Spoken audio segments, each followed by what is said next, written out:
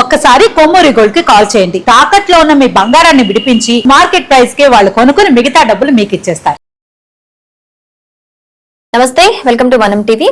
ప్రస్తుతం మనతో పాటు ఉన్నారు వంటింటి చిట్కాల స్పెషలిస్ట్, ప్రముఖ ఆయుర్వేదిక్ డాక్టర్ చిటిబుట్ల మధుసూదన్ శర్మ గారు. డాక్టర్ గారితో మాట్లాడదాం. డాక్టర్ గారు నమస్తే. నమస్తే. ఎలా ఉన్నారు డాక్టర్ గారు? బాగున్నానమ్మా, మీరు ఎలా ఉన్నారమ్మా? నేను బాగున్నాను డాక్టర్ గారు. డాక్టర్ గారు, మీరు ఇప్పటి వరకు చాలా మేకింగ్ వీడియోస్ చెప్పారు, గ్యాస్ కి సంబంధించి, లేకపోతే మలబద్ధకం, అసిడిటీ అని, అంటే ఇండివిజువల్ గా వీటికి రెమెడీస్ చెప్పారు. కానీ మా తరపు నుంచి ఒక డౌట్ ఏంటి అని అంటే, ఈ గ్యాస్ కి, అసిడిటీకి, మలబద్ధకంకి, ఈ మూడిటికి కూడా ఒకటే రెమెడీ, ఏదైనా మంచి ఈజీ రెమెడీ చెప్తారా డాక్టర్ గారు? చాలా మంచి ప్రశ్న అడిగారమ్మా. కొంతమందికి ఓపిక ఉండదు, 3-4 రకాల మెడిసిన్స్ వాడుకోవాలన్నా, 3-4 సార్లు వాడుకోవాలన్నా, ఇట్లా ఓపిక లేకపోవడం చేత వాళ్ళకు కాస్త కోస్త అవగాహన ఉన్నా మరి వాళ్ళు దాన్ని పాటించలేకపోవడం చేత మరి దీర్ఘకాలం పాటు కూడా ఈ గ్యాస్ట్రిక్ సమస్యతో, ఎసిడిటీ సమస్యతో, అదేవిధంగా ఈ మలబద్ధక సమస్యతో అట్నే కాలం వెలిపుచ్చుతుండేటువంటి పరిస్థితి ఏర్పడుతుంటుంది అన్నమాట.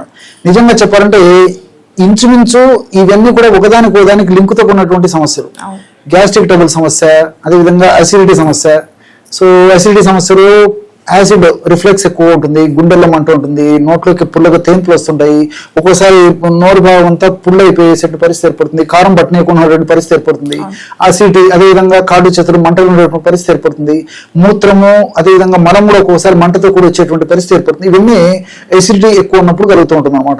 అదేవిధంగా ఈ గ్యాస్ట్రిక్ ట్రబుల్ సమస్య అంటే అందులో ఒక భాగమైనటువంటి ఈ యొక్క గ్యాస్ట్రిక్ ట్రబుల్ సమస్యలో ఎలాంటి పద్ధతి లక్షణాలు కలుగుతాయంటే, కడుపు నొప్పిగా ఉండడము, వికారంగా ఉండడము, ఆకలి లేకపోవడము, తీసుకున్న ఆహార పదార్థం అరగకుండా ఉండడము, కడుపు గట్టిగా ఉండడము, అదేవిధంగా మరి మోషన్ సరిగ్గా కాకపోవడము, ఒకవేళ 2-3 సార్లు మోషన్స్ అయ్యేటువంటి పరిస్థితి ఏర్పడము, అయినటువంటి మోషన్లు కూడా వాసన ఉండడము, అపానవాతం, దీన్నే ఫ్లాటస్ అని చెప్పేసి ఉంటుండడం, మలద్వారం ద్వారా విపరీతంగా శబ్దంతో కూడినటువంటి ఆ యొక్క వాయువు పోతూ ఉండడము, అంతేకాకుండా మరి అపానవాతం కూడా స్మెల్ తో కూడినటువంటి పరిస్థితి ఏర్పడము, మోషన్ స్మెల్ ఉండడము, ఒకటేమిటి అనేక రకాలైన లక్షణాలు కలుగుతుంటాయి.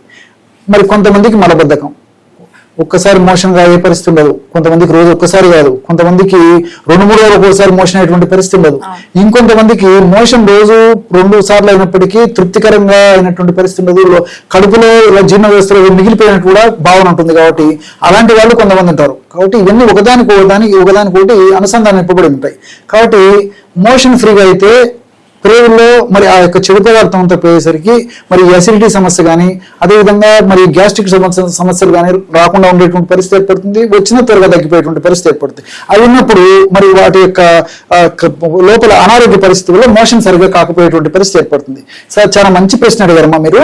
మంచి రెమెడీ చెప్తాను చూడండి. ఒకటి డాక్టర్, దీనికన్నా ముందు ఇంకో చిన్న డౌట్. కొంతమందికి గ్యాస్ట్రిక్ ప్రాబ్లం వల్ల కావచ్చు, పులుపు తింటే పడదు వాళ్ళకి. పులుపు తింటే, చింతపండు లాంటివి తింటే కనుక ఖచ్చితంగా స్టమక్ పెయిన్ వస్తూ ఉంటుంది. ఇంకొంతమందికి పులుపు తింటే కొన్ని నొప్పులు వస్తూ ఉంటాయి. అంటే అది గ్యాస్ట్రిక్ రిలేటెడ్ అంటారా? అంటే గ్యాస్ట్రిక్ ప్రాబ్లం ఉన్న వాళ్ళు పులుపును అవాయిడ్ చేయాలంటారా? తగ్గించుకొని వాడుకోవాల్సిన పరిస్థితి ఉంటుంది. ఎందుకంటే ఈ పులుపు ముఖ్యంగా చింతపండులో ఈ సిట్రిక్ యాసిడ్ లాంటి పదార్థాలు ఉన్నప్పుడు అలాంటి చింతపండుని ఏదో ఒక అతి తక్కువ ప్రమాణంలో వాడితే మేజర్ గా చెప్పుకోదగ్గ ఇబ్బంది కలగకపోవచ్చు. కానీ ముఖ్యంగా ఈ మసాలా పదార్థాలు, అదేవిధంగా వేయించి ఉడికించి ఈ విధంగా రకరకాల ప్రయోగాలు చేసినటువంటి పదార్థాల్లో చింతపండు పులుపు ఎక్కువ వాడతారు. కాబట్టి అలాంటి వాడినప్పుడు ముఖ్యంగా అట్లా ఎక్కువ ప్రమాణంలో వాడినప్పుడు మన లక్షణాలు కూడా మరీ ఎక్కువగా ఉండేటువంటి పరిస్థితి ఏర్పడుతుంది. ఆ చింత పులుపు మనం ఇంటర్లో పోయినప్పుడు ఏం చేస్తుందంటే, దాంట్లో ఉన్నటువంటి యాసిడ్, ఇతర రసాయన పదార్థాల యొక్క ప్రభావం చేత జీర్ణ వ్యవస్థ ఉన్నటువంటి ఈ మ్యూకస్ పొరను బాగా ఇరిటేట్ చేయడం వల్ల ఆ జీర్ణ వ్యవస్థలో మ్యూకస్ పొర ద్వారా ఉత్పత్తి అయ్యేటువంటి వివిధ రకాల ఎంజైమ్లు కానివ్వండి, అదేవిధంగా ఈ హైడ్రోక్లోరిక్ యాసిడ్ అనేటువంటి యొక్క యాసిడ్ కూడా ఎక్కువగా ఉత్పత్తి కావడము, ఈ యొక్క ప్రభావం చేతనే మరి మీరు చెప్పినటువంటి అసౌకర్యం కడుపులో కలిగేటువంటి పరిస్థితి ఏర్పడుతుంటుంది. సో ఇలాంటి సందర్భాల్లో మరి తప్పని పరిస్థితుల్లో అవాయిడ్ చేయడం మంచిది. తప్పని పరిస్థితుల్లో మరి వాడవలసి వస్తే అతి తక్కువ ప్రమాణంలో వాడుకోవాలి.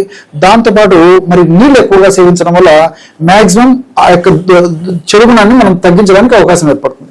ఓకే డాక్టర్ గారు. లేదంటే మరి పులుపు కావాలంటే ఈ యొక్క ఉసిరిక కూడా వాడుకోవచ్చు. ఉసిరిక, ఓకే. లేకపోతే ఈ ఆమ్చూర్ పౌడర్ లాంటివి. ఎగ్జాక్ట్లీ, ఆమ్చూర్ పౌడర్ కూడా పనిచేస్తుంది, ఉసిరిక పనిచేస్తుంది. లేకపోతే ఈ నిమ్మరసం కూడా, అది నిమ్మరసం కూడా కొంతమందికి అయితే పడదు. కాబట్టి ఈ నిమ్మరసం కూడా అది పులుపుగా ఉన్నప్పటికీ మన దేహంలోకి పోయిన తర్వాత అది క్షారత్వాన్ని సంతరించుకుంటుంది. ఆమ్ల ప్రధానంగా ఉన్నటువంటి ద్రవ్యమైనప్పటికీ మనం ఈ నీళ్ళలో కలుపుకొని కానీ ఆహార పదార్థాల్లో కలిపి కానీ మనం ఇంటర్లో తీసుకున్నప్పుడు ఏం జరుగుతుంటే అది చారత్వానికి సంతరించుకుంటుంది, కాబట్టి అలాగే వాడుకోవచ్చు. ఓకే డాక్టర్, మరి ఈ మూడింటికి సంబంధించి ఒక సింపుల్ రెమెడీ డాక్టర్ చెప్తాను చూడండి. సెన్నా పౌడర్ అని చెప్పేసి దొరుకుతుంది. సెన్నా లీవ్స్ అనే సెన్నా అంటే సునాముఖి. సో సునాముఖి పొడి, పెద్దవాళ్ళకందరికీ దాదాపు 30-40 సంవత్సరాల క్రితం వరకు కూడా పెద్దవాళ్ళందరూ కూడా ఇది వాడేవాళ్ళు ఏదైనా ప్రాబ్లం వస్తే. ఈ మోషన్ ప్రాబ్లం ఇట్లా సరిగ్గా కాకపోతే పూర్వకాలం పెద్దలంతా ఎక్కువ శాతం మందికి ఐడియా ఉన్నటువంటి ఇదే ఈ సునాముఖి. మనకు ఎండించినటువంటి ఆకులు మనకు మార్కెట్లో దొరుకుతాయి, పొడి మార్కెట్లో దొరుకుతుంది. కానీ మనం పొడి తెచ్చుకొని మిక్సీలో వేసి ఫ్రెష్ గా తయారు చేసుకుంటే రిజల్ట్స్ బాగుంటాయి.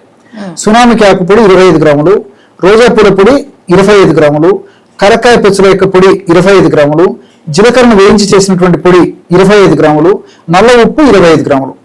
మొత్తం ఈ పదార్థాలు ఒక్కొక్కటి 25 గ్రాముల చొప్పున తీసుకుని అన్నిటిని బాగా కలిపేసేసి ఒక గాజు సీసాలో నిల్వ ఉంచుకొని రోజు ఒక్కసారి, ఉదయం బిజీ షెడ్యూల్కి అవాంతరం ఉండదు, మధ్యాహ్నం బిజీ షెడ్యూల్కి ఇబ్బంది ఉండదు, సాయంత్రం బిజీ షెడ్యూల్కి ఇబ్బంది ఉండదు, రాత్రి బిజీ షెడ్యూల్ కూడా ఇబ్బంది ఉండదండి. కేవలం పడుకునేటప్పుడు ఒక ఔషధాన్ని వాడుకుంటే సరిపోతుంది. జస్ట్ నైట్ పడుకునేటప్పుడు అన్ని కార్యక్రమాలను ముగించుకొని మనం విశ్రాంతి తీసుకునేటప్పుడు ఒక 50 to 100 ml వాటర్ తీసుకొని ఆ 50 to 100 ml జస్ట్ ఒక పావు టీ స్పూన్, ఎక్కువ ప్రమాణం కూడా వాడకూడదండి. ఎక్కువ ప్రమాణం వాడడం వల్ల ఎమోషన్స్ ఎక్కువ టెండెన్సీ ఉంటుంది కాబట్టి పావు టీ స్పూన్ అంతకంటే తక్కువనే వాడుకోవచ్చు. కానీ మాక్సిమం డోస్ నేను ఇక్కడ ఈ పరిస్థితుల్లో చెప్తున్నాను కాబట్టి ఇటువంటి సమస్యలు ఉన్నప్పుడు మాక్సిమం పావు టీ స్పూన్, సో అరపావు టీ స్పూన్ అనేది మంచిదే.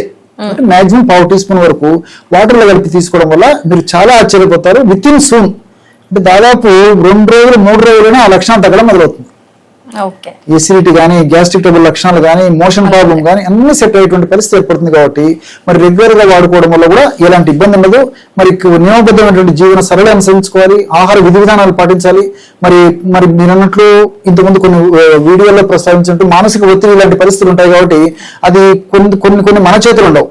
ఎన్ని జాగ్రత్తలు తీసుకున్నప్పటికీ మానసిక ఒత్తిడి ఉన్నప్పుడు ఆ యొక్క ప్రభావం కూడా జీర్ణ వ్యవస్థ మీద పడేటువంటి పరిస్థితి ఏర్పడుతుంది. కాబట్టి ఆ మానసిక ఒత్తిడి తగ్గేందుకు కూడా ఇప్పుడు నేను చెప్పినటువంటి రోజా పూలు బాగా పనిచేస్తాయి. సో ఈ రోజా పూల పొడి అందుకే మీరు కలపడం జరిగింది అనమాట. కాబట్టి మల్టీపర్పస్ ఉపయోగపడుతుంది.